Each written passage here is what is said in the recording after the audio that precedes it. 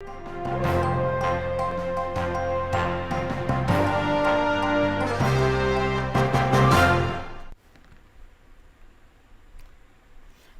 मुद्दा देख रहे हैं आप। मैं हूं आपके साथ नेहा दुबे। अमेरिकी राष्ट्रपति ट्रंप ने भारत पर टैरिफ बम फोड़ा। ट्रंप ने भारत के निर्यात पर 50% टैरिफ थोप दिया। और साथ ही आपको बता दें कि जिस तरह से किसानों के हित को लेकर प्रधानमंत्री मोदी ने आगे झुकने से इनकार कर दिया है। प्रधानमंत्री मोदी ने अमेरिकी कंपनियों को कृषि और डेयरी क्षेत्र में प्रवेश देने से साफ मना कर दिया है। इससे नाराज ट्रंप ने भारत पर टैरिफ की दर बेहिसाब बढ़ा दी है। लेकिन इस आपदा ने भी बीजेपी को एक अवसर दे दिया है।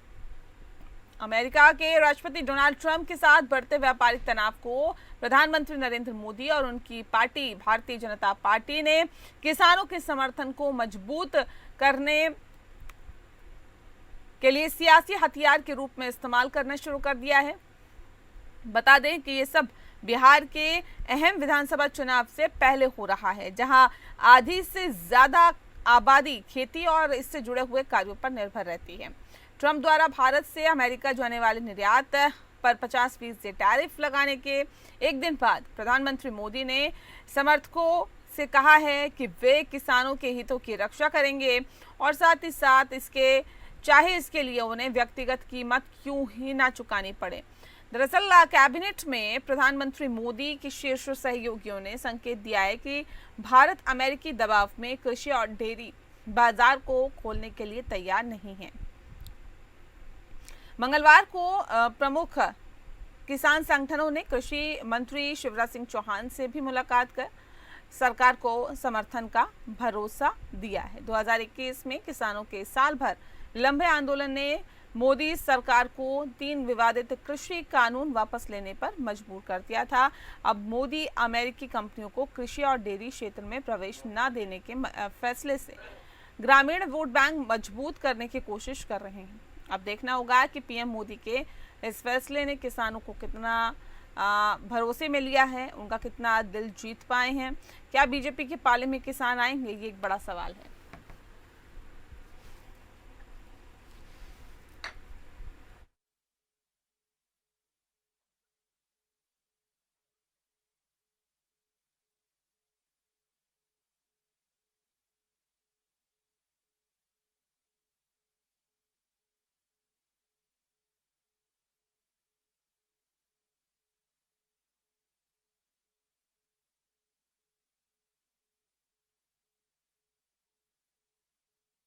बता दें कि प्रधानमंत्री मोदी का किसान कार्ड, किसानों के लिए ट्रंप से टकराए हैं प्रधानमंत्री मोदी। अमेरिका को कृषि डेयरी क्षेत्र में प्रवेश देने से साफ मना कर दिया है। मैं किसानों के हितों की हर हाल में रक्षा करूंगा, ये कहना है प्रधानमंत्री मोदी का। नाराज ट्रंप ने भारत पर 50% टैरिफ थोप दिया है। इस विषय पे आज हम तफसील से चर्चा करेंगे। खास मेहमान हमारे साथ मौजूद है, उनसे आपका परिचय करा देते हैं। इस वक्त हमारे साथ शांत प्रकाश जाटव जी हैं, प्रवक्ता हैं भारतीय जनता पार्टी के। स्वागत है आपका। हमारे साथ रतन तिवारी जी जुड़ गए हैं, नेता हैं कांग्रेस पार्टी के। आपका बहुत स्वागत है। और स्वामी इंद्र जी हमारे साथ है, राष्ट्रीय प्रवक्ता हैं भारतीय किसान यूनियन के। आपका स्वागत है। इस खास कार्यक्रम की शुरुआत शांत प्रकाश जाटव जी आपके साथ। किसान बिहार चुनाव से पहले एक बार फिर से याद आ गए। शांत प्रकाश जाटव जी, इसके क्या मतलब निकाला जाए, क्या इसकी अहमियत है और क्या लगता है कि किसान कितने महत्वपूर्ण? देखिए, मोदी सरकार पिछले 11 वर्ष से सब समाज की चिंता कर रही है और सही मायने में जिस तरीके से हमने पिछले 11 वर्षों में किसानों के लिए जो काम किए वो अतुलनीय है और उसके परिणाम हमें दिखाई दे रहे हैं। आज 13 करोड़ से ज्यादा किसान निधि का लाभ सीधे तौर पर लेते हैं। हर महीने उनको, हर तीसरे महीने उनको उनका पैसा पहुंचता है 500 रुपए प्रति माह के हिसाब से। तो इस तरीके से किसान जो छोटी जोत का है उसको पूरी तरीके से सहूलियत मिले, इस चीज की चिंता जो है हमारी मोदी सरकार कर रही है। अभी जिस तरीके से अमेरिका ने ऑपरेशन सिंदूर के बाद जो हरकतें की हैं, टैरिफ बढ़ाया है, तो सही मायने में अमेरिका जो है खाली भारत पर टैरिफ बढ़ाना ऐसा नहीं है। लगभग 85 से ज्यादा देशों पर उसने टैरिफ जो है उसका इजाफा किया है, मगर हमारे से जिस तरीके की कंडीशन जो है अमेरिका ने चाही, उसको मोदी सरकार ने स्वीकार नहीं किया, क्योंकि वो सीधे तौर पर भारत के किसानों के ऊपर जो है इफेक्ट करती है।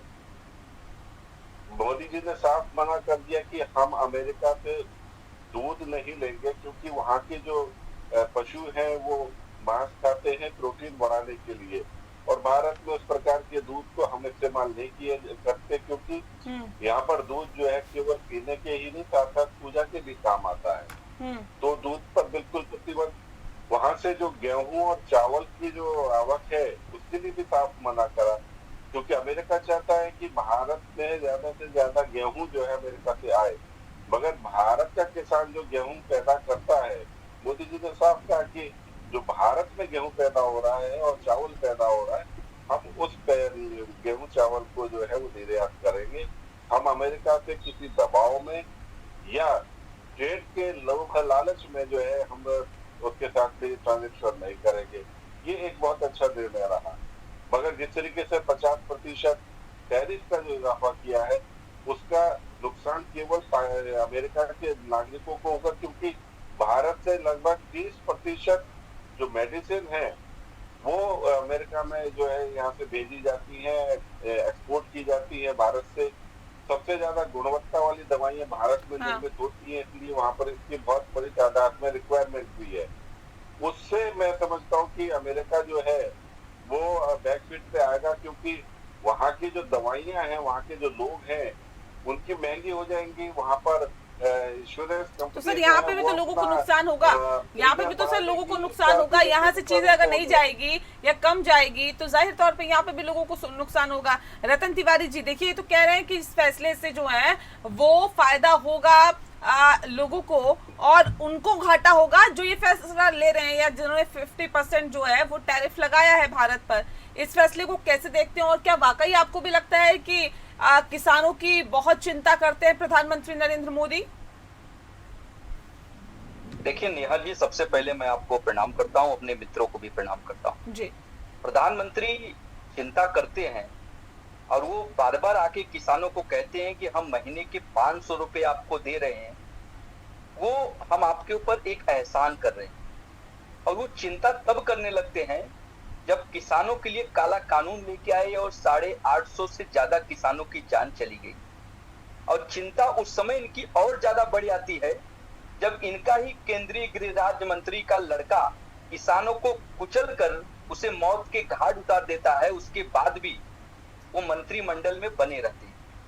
किसानों के ऊपर तब ये रहम करने लगते हैं जब ये मुख्यमंत्री रहते हुए कहते थे कि एमएसपी पे कानून बनना चाहिए, एमएसपी पे किसानों का उसका दुगना मिलना चाहिए।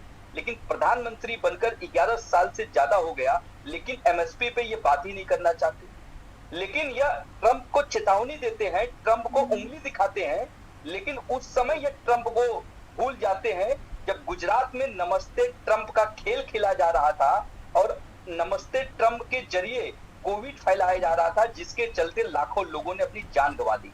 यह वही प्रधानमंत्री है जो अमेरिका में जाके नमस्ते ट्रंप को लेके ट्रंप की सरकार बनवाने जाते थे, लेकिन आज वही इनका परम मित्र नमस्ते ट्रंप 50% टैरिफ लगा के भारत की अर्थव्यवस्था को चकनाचूर करने के लगा हुआ है।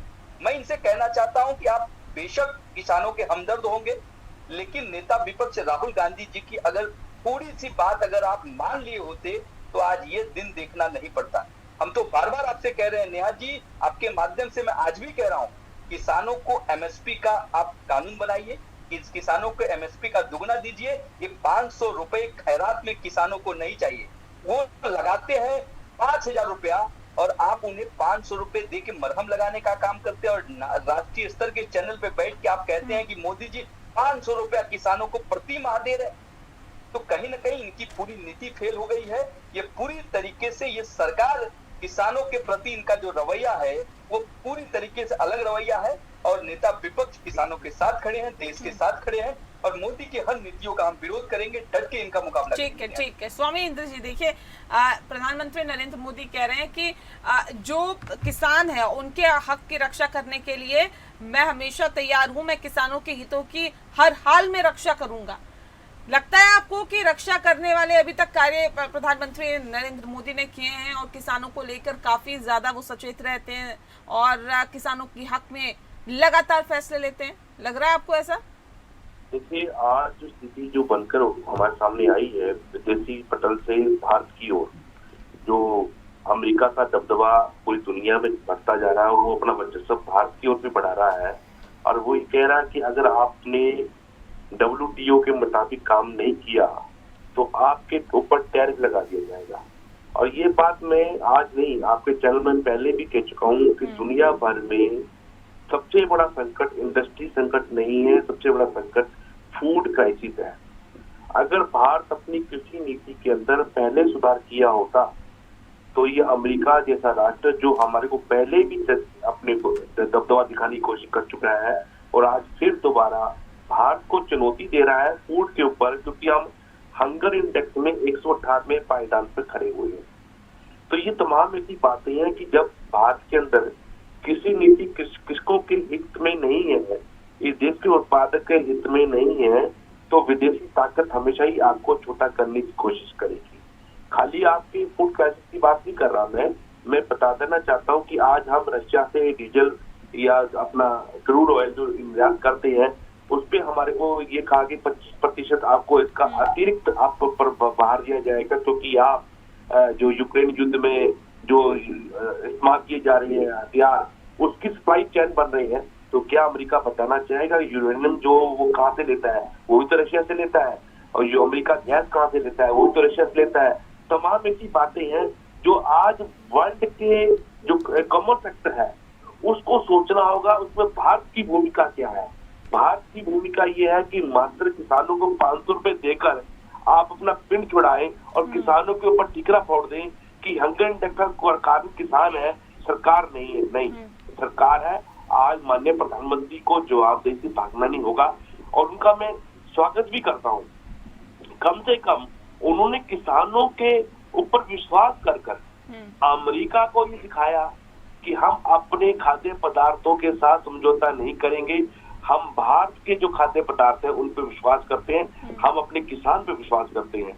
अगर सरकार किसान पे विश्वास करती है तो कृषि नीतियां जो पूर्व के अंदर जो 3 काले किसान बिल जो सरकार लेके आई थी, उनके मंत्रिमंडल से जो मंत्री बार बार बोलते हैं कि कृषि बिल द्वारा लागू होंगे, ये जो एक परिदृश्य है उसको हटाना होगा सरकार को और किसानों को स्पष्ट बताना होगा कि कृषि नीति किसानों के हित में है और जो थी वो रहेगी, और जो नहीं लाई गई थी नहीं, तो ये मुझे बताइए ना, यूएस कहीं भी चर्चा नहीं सर, यूएस टैरिफ के खिलाफ जंग में किसान क्या वाकई मोदी के साथ है या नहीं है?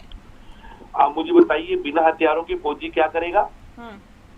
किसान को हथियार दे दीजिए, किसान को हमारा MSP दे दीजिए, हमारे पास MSP होगा, हम अमेरिका ही क्या पूरे विश्व का पेट भरने का काम कर देंगे और अमेरिका जैसा राष्ट्र हमारे से अन्न मांगता हो दूर तक नजर आएगा। मैंने दोनों प्रवक्ताओं को सुना, कहीं से भी कोई जो ठोस नीति इस वक्त में केंद्र सरकार द्वारा चलाई जा रही है उस पर इन्होंने जिक्र नहीं किया। राजनीतिक की जो है वो कोशिश की राजनीति ही किसान के नाम पर की जाए। मैंने बताया कि हम देश के 13 करोड़ किसानों के साथ में सीधे तौर पर जुड़े हुए हैं और सीधे तौर पर जुड़े होने के कारण उनको किस चीज की कब कैसे रिक्वायरमेंट है सरकार पूरा नियंत्रण उस पर रख रही है। अभी देश में मोटे अनाज जितने हैं 28 जो मोटे अनाज है तिलहन और दलहन, उस पर 100% MSP की खरीद है। दोनों ही मैं प्रवक्ताओं को भी बताना चाहूंगा कि इस प्रकार के अगर नैरेटिव आप लोग करते हैं तो किसान समझता है। आज देश में जो तिलहन और दलहन का उत्पादन 2014 में था उससे 55 से 60% बढ़ चुका है।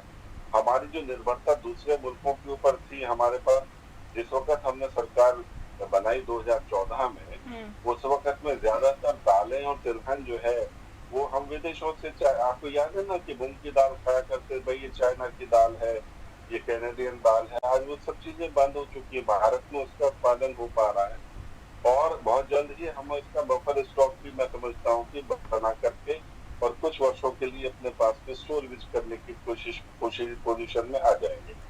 तो इस तरीके से ये सब चीजें कैसे हुई, क्योंकि जमीन पर हमारे कृषि वैज्ञानिक और कृषि मंत्रालय जो है पूरी तरीके से काम कर रहा है किसानों के बीच में जाकर के। अभी आपने कहा कि किसान क्या भाजपा के साथ हो जाएगा, किसान भाजपा के साथ है। देश का तमाम किसान जो है वो भाजपा और मोदी जी के साथ में है और मोदी जी की योजनाओं का लाभ भी ले रहा है। कुछ एक किसान जो थे जिनको आम आदमी पार्टी और किसान कांग्रेस के ही लोगों ने सीमा पर बैठा दिया था, वो बेसिकली वो किसान नहीं थे, वो आड़तिये थे।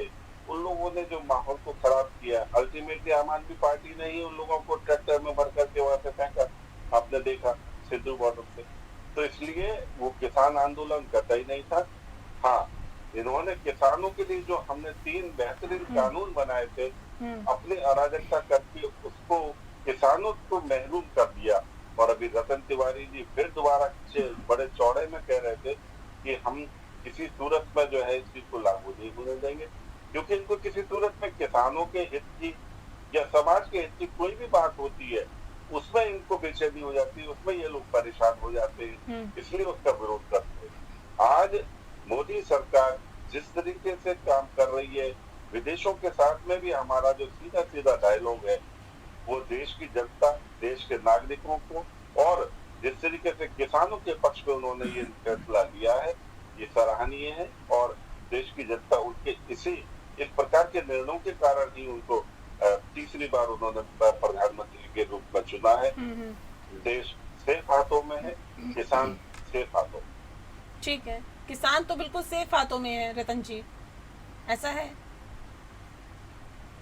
नेहा जी, मैं तो इनसे पूछना चाहता हूँ, ये बोल रहे थे कि वो किसानों का आंदोलन नहीं था, वो कुछ और आंदोलन था, वो कुछ और लोग आए थे। क्या राकेश टिकैत जी उसका नेतृत्व कर रहे थे? क्या वो किसान नेता नहीं है? क्या बहुत सारे किसान नेता इसका नेतृत्व कर रहे थे? क्या वह किसान नहीं थे? और उस काले कानून जो किसानों के लिए आप लाए थे, उस कानून को आपको वापस लेना पड़ा, क्यों लेना पड़ा? किसके दबाव में लेना पड़ा? क्या वो किसान नहीं थे? यह कर रहे थे कि हम जो करना चाहते हैं, मोदी जी बहुत कुछ कर रहे हैं। देखिए मोदी जी क्या कर रहे हैं। अगर 11 साल का आप दावा भर रहे हैं कि 11 सालों तक किसानों ने उनको चुनकर प्रधानमंत्री बनाया, तो आज मैं बड़े दावे के साथ कहता हूं, और देश का एक एक नागरिक आज के दिन कह रहा है कि वो सरकार जो है वोट चोरी करके बनाई गई है, वो किसानों के वोट से नहीं, वोट चोरी के दम पे सरकार बनी है। उसका हिसाब किताब आपको देना पड़ेगा, क्योंकि वक्त आ रहा है। वक्त में आज देख लीजिए, वक्त में बड़े बड़े सिकंदर धराशाही हो गए। और प्रधानमंत्री क्या चीज है। और मैं एक ही चीज कहता हूं कि अगर वाकई में आपने किसानों के लिए काम किया है तो यूरिया और डाई के दाम घटा देते तो शायद करोड़ों किसानों को उसका फायदा हो जाता। लेकिन आप किसानों को 500 रुपया देकर आप चैनल पे कहेंगे और किसानों के नाम पे वोट लेंगे, जवानों के नाम पे वोट लेंगे, वो हम बर्दाश्त बिल्कुल नहीं करेंगे। ये कांग्रेस पार्टी, नेहा जी, वही कांग्रेस पार्टी है जो किसानों तो के सभी लिए राजनीतिक पार्टियां करते हुए आई है ना, कर्ज माफ कर इससे दिए कोई थे, छूता है क्या? कभी ढिंडोरा नहीं पीटा। ठीक है, जाटव जी कुछ कहना चाह रहे, जल्दी से, फिर मैं स्वामी जी का रुख करती हूँ।